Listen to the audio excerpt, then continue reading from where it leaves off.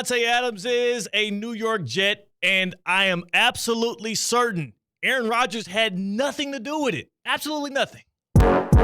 Live from the Anajar and Levine Accident Attorney Studios. The man your man could smell. Theo Dorsey is theoretically speaking. But are you a different animal and the same beast? Streaming live on YouTube. You're gonna break up with me because of what I do on the radio? Here's Theo Dorsey. Good people. Did you see that Monday Night Football? I hope you didn't. That second half was miserable. The first half wasn't even that great. The Bills take down the Jets 23-20, sending the folks out in the Meadowlands into panic mode, ultimate panic mode, 2-4, 1-2 at home this season. And what do the Jets do? They go out and surprise Aaron Rodgers, number 8, who had no clue, has no decision-making operations around that franchise. They surprise their quarterback with his favorite weapon, Davante Adams, in the trade market. Isn't it nice, C-Cat, who's on the other side of the glass on the ones and twos? C-Cat, isn't it nice when somebody just surprised, like you had no clue, like, oh my God, was Davante Adams even available for trade? It's like the Jets are in a relationship with Aaron Rodgers and they came home with flowers one random Tuesday night. Yeah, like, oh, just because? Exactly. Not because I've stunk up the joint and literally thrown game-stealing interceptions to the other team in my past 2 primetime games. Not because of that, because that would be taking accountability for my own actions.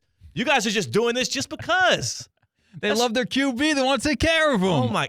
Here's the old flame. Oh, my Back gosh. again renewed. I absolutely love this love story between Aaron Rodgers, who, by the way, is not, puppeting anything in the Jets organizations. He doesn't have his hands in anything at all. By the way, who was his leading receiver last night? Alan Lazard. 6 catches, 114 yards. He caught that Hail Mary touchdown. Sure did. Yeah, that was pretty. You're familiar with him. Yeah, he must have some kind of familiar. What was it? Who did Lazard play for before? Green Bay Packers. Okay, Green Bay Packers. See, because I forgot how that kind of that's just a coincidence that Aaron Rodgers is the quarterback and Alan Lazard is on the Jets. He didn't really have a huge market this offseason. Who's the offensive coordinator for the Jets, C-Cat? I know that one, Nathaniel Hackett. Nate Hackett? No, wait, no, because Nathaniel Hackett, he was the head coach of the Denver Broncos. Did bad. He flamed out. It was Real absolutely bad. Terrible. And so you're telling me the year after he literally had one of the worst head coaching jobs we've seen in modern history, he pops up the next year as offensive coordinator for the Jets. Where was he a coordinator before? He was a coordinator with the Wait a second. The Green Bay Packers? Wait, the Green Bay Packers. No, hold on. Let me look that up. There's no way that could be true. Let me see. Go to Google. Nathaniel Hackett, Nate Hackett, offensive coordinator. It's unprofessional, Theo. You should know this. Okay, let me see. Nate Hackett. No, there's no way. There's no way Nate Hackett came from the Packers.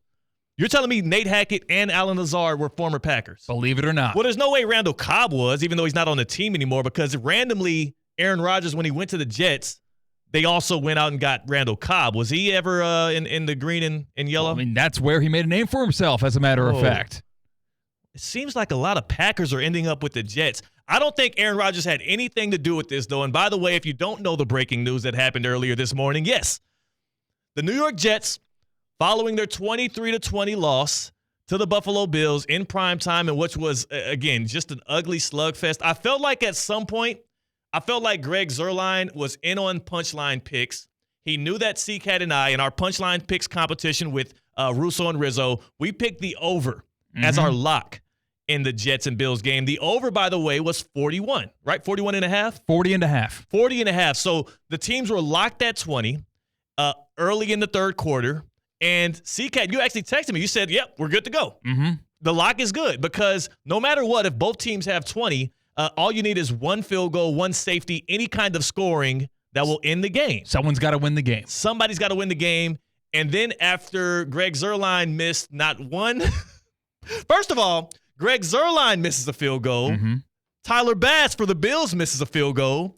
Greg Zuerlein turns around and hits another one off the uprights. And I'm like, the fix is in. They know that punchline picks, the consequences of it is the host of Theoretically Speaking, myself, Theo Dorsey, and C-Cat, or the host of Russo and Rizzo, which you can hear here from 4 to 6 p.m. every day on ESPN 106.3, Mike Rizzo and Colin Russo, will have to do stand-up comedy.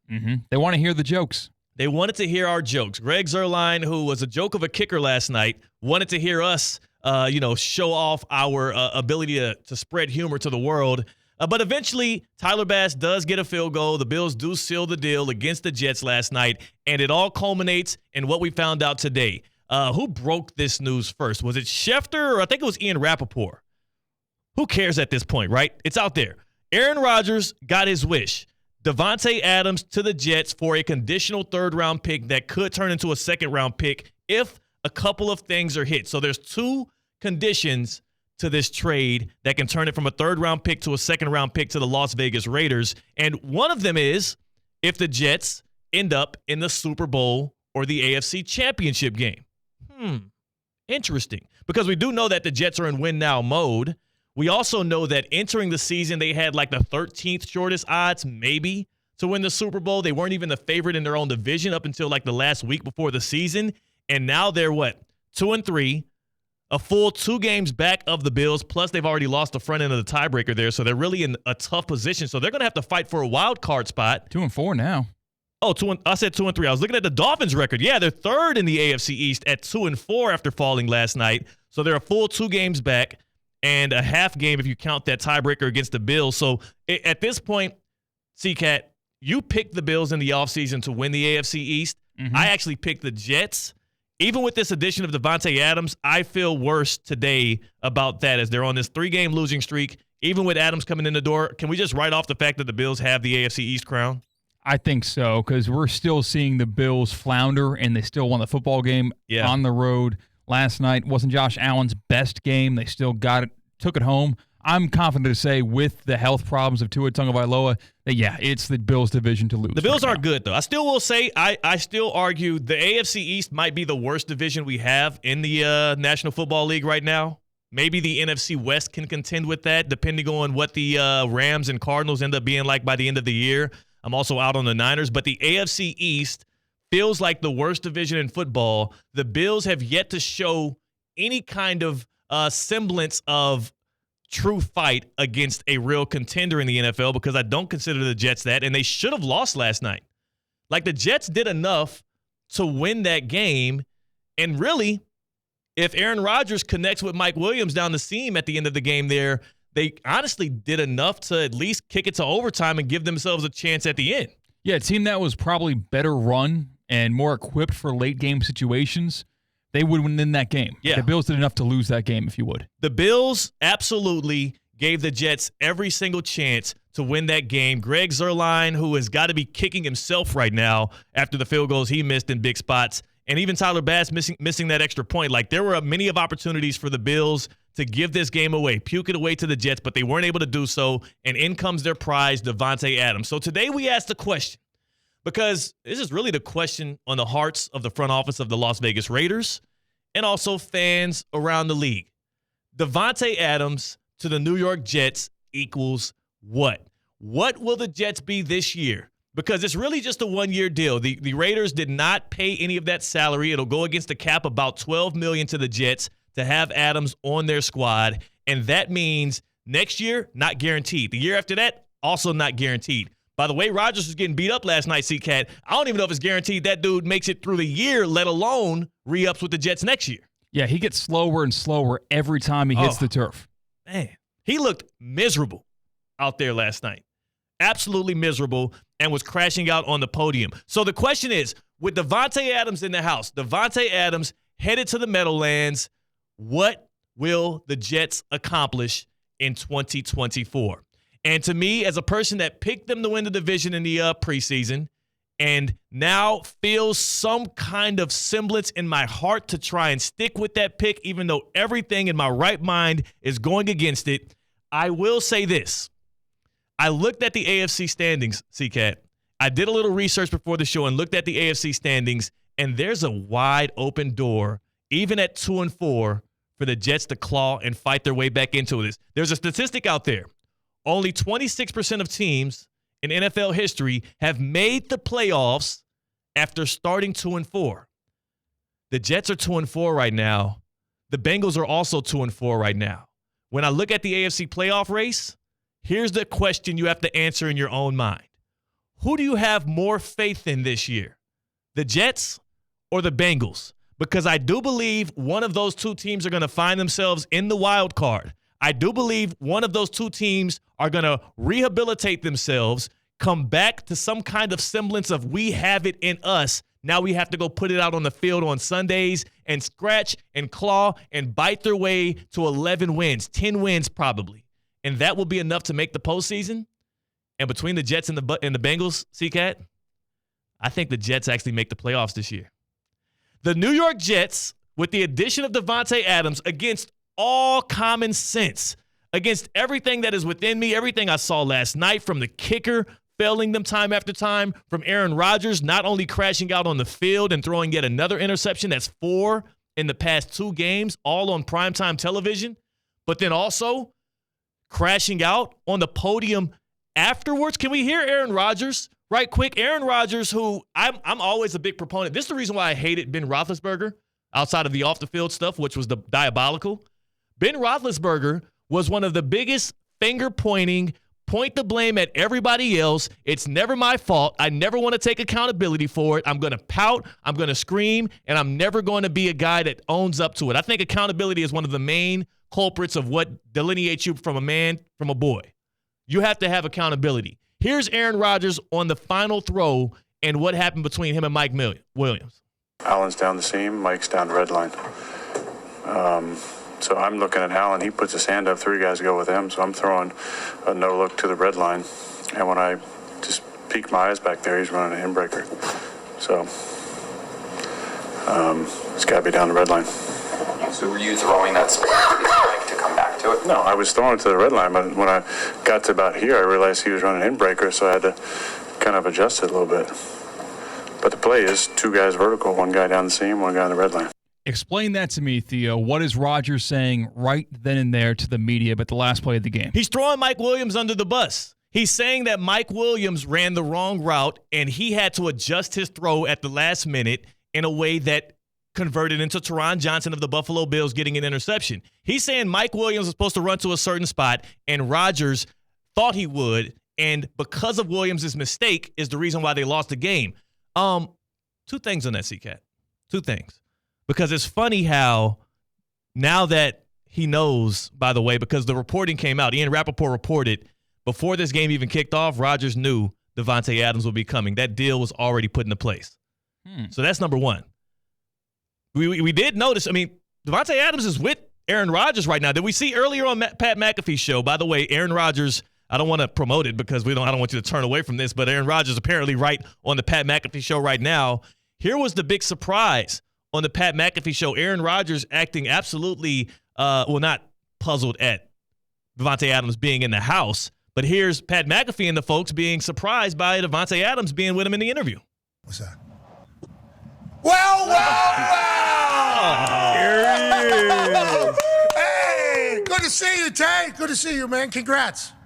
What's up, fellas? Hey, thank you, man. I appreciate it. That doesn't strike me as a guy that didn't already know he was going to be a Jet, not just now, but 2 weeks ago when he canceled that Kay Adams interview.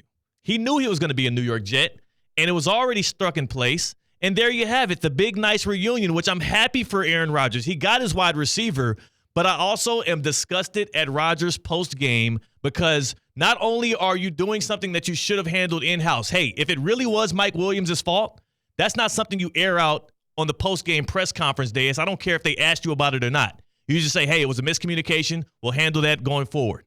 And then you talk to Mike Williams in the locker room. Aaron Rodgers had plenty of time this year, C-Cat, this offseason and in the preseason to build chemistry with all of these new wide receivers and weapons he's never played football with. Yeah. But what the hell was Aaron Rodgers doing? Taking trips to Egypt? Sitting out preseason games though you've only played 4 snaps with this team? Oh, but you got it all figured out, all right? Like he's the guy that has so much knowledge, right? And this is not even a rant against Aaron Rodgers, the player or the thinker. I don't give a damn about any of that stuff the way that other people care so much about it. What I hate is throwing your teammate under the bus, especially a guy like Mike Williams who's on the latter end of his career that needs opportunities like this to get that next paycheck because now you're messing with the future of this guy's family as well. To throw him completely under the bus after you're saying it was a chemistry issue between the two of you, but guess who could have resolved that chemistry issue? the guy that's supposed to be the leader of that Jets franchise, who could have stepped out there and got more reps with Mike Williams. If it was Mike Williams' fault, it's your damn fault. Stop pointing out the mirror and pointing out the window and look in the damn mirror for once, Aaron Rodgers. But at least he got his guy, Davante Adams. It's a happy ending, at least for the guy, CK. You know, I've been a defender of Aaron Rodgers. I don't understand the intense vitriol he gets from people that are sports fans and non-sports fans alike, but this is kind of inexcusable. It's awfully convenient that you complain about a chemistry and the ability of a target, of a receiver that you have to read your mind. The following day, you get the guy who has caught the most passes from you of all time in Davante Adams. It seems like those two instances happening back-to-back days is not a coincidence. It's not a coincidence at all. By the way, also not a coincidence. Breaking news on ESPN 106.3 is brought to you by St. Lucie Battery and Tire. If your vehicle has issues with braking or other issues, get it fixed right now at St. Lucie Battery and Tire. This, per Jordan Schultz. He's been plugged in on the Jets a bunch these past couple of weeks. The Browns are trading wide receiver Amari Cooper to the Bills. Whoa! Amari Cooper to the Buffalo Bills, and all it took was a third-round pick going to Cleveland. Again, this according to Jordan Schultz of Fox Sports, an NFL insider who also has been plugged into the Jets. He's been breaking a lot of the Jets news. So we got two big receiver moves in one day. Hey, Amari Cooper turned one offense around in his career already. Oh, my gosh. When he went to the Cowboys, it completely changed the trajectory of that offense. I want to say that was maybe like 8 years ago, 7 years ago. Gosh. Coop to the Bills? See, I was waiting until later this week to say which team is one trade away from a Super Bowl, one trade away from the ultimate prize. Of course, a lot of minds would go to Aiden Hutchinson of the Detroit Lions, right? They get a pass rusher, they're right back in the mix. A lot of minds go to the Chiefs. They should have been the one trading for Amari Cooper. They're one trade away from securing the Lombardi. That was my deep cut. I didn't think it would happen. The Buffalo Bills going out and getting a true number one receiver for Josh Allen, a guy that can win on third downs. The main reason why the Bills' offense has been struggling against these good teams is Josh Allen has not had that kind of security blanket, and he just got it in that trade. I don't know what the Bills' win total is. I don't know what their Super Bowl odds are, but they certainly should be shooting in the proper direction after that trade. That to me is a more impactful trade than Davante Adams to the Jets. Amari Cooper to the Bills is going to make more of a difference in the postseason as well as towards success in this year than Davante Adams to the Jets. Because Amari was getting the targets, he was getting open for the Browns, and he had a quarterback in Deshaun Watson that absolutely had no shot at getting him the ball because he doesn't care about football as much these days as he does about making appearances on Selling Sunshine. He's setting up his post-career days because all his money is guaranteed and everybody hates him. Amari Cooper just came the hell up, and so did the Buffalo Bills. You know, this is just dropped on our plate here with Amari Cooper being shipped out of Cleveland. It reminds me of something that was talked about just yesterday on Unsportsmanlike that Chris Canty had to say about another massive playmaker on the Browns. Listen for it yourself. Cleveland Browns, y'all need to trade Myles Garrett. Ooh. It's time. The Browns' offense is abysmal. I mean, they failed to score a touchdown in yesterday's loss to the Eagles. They still haven't scored more than 20 points in a game or gained 300 total yards of offense in a game. All 7 accepted penalties were on the offensive side of the ball, including back-to-back false starts with goal to go in a one-possession game in the fourth quarter. Yeah, so here's the thing. That's not happening. Love Chris Canty. That's the big homie. The Browns aren't trading Myles Garrett. Just like the Raiders aren't trading Max Crosby. It's the heart and soul of your team. It's the only identifiable guy on your squad that people are rallying behind outside of Nick Chubb. And he's a player in his prime on the defense that you want to keep around for whatever you're going to do next. You're trying to get rid of Deshaun Watson, not Myles Garrett. That don't make sense. But I think a seller's a seller, no? No. Like, is trading him away Amari Cooper not indicating the Browns are waving the white flag on 2024? I believe they're getting value back for Amari Cooper, who is not in their long-term plans. Myles Garrett is still in the Browns' long-term plans. All right. That's all it is. I mean, I'm not refuting, again, Chris Canty, a much wiser man than me, Super Bowl champion. I'm not refuting that we would like them to. All I'm saying is the Browns ain't trading Myles Garrett. So aren't the Raiders aren't trading Max Crosby. They're not getting rid of these level of pass rushers. These are once-in-a-lifetime guys. Whatever you get back from Myles Garrett, you know what you wish you get out of that? Myles Garrett. You already got him. It ain't no need in resetting that hard.